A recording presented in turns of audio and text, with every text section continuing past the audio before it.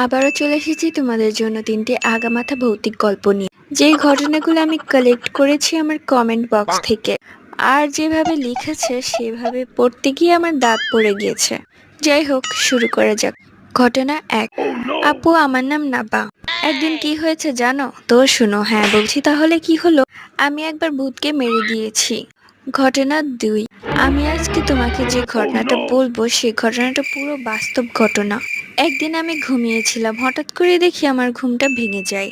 তারপর আমি উঠে দাঁড়িয়ে যাই। তারপর হলো কি, আমি একটা বাজে স্বপ্ন দেখি। তারপর আমার স্বপ্ন শেষ হয়ে যায়।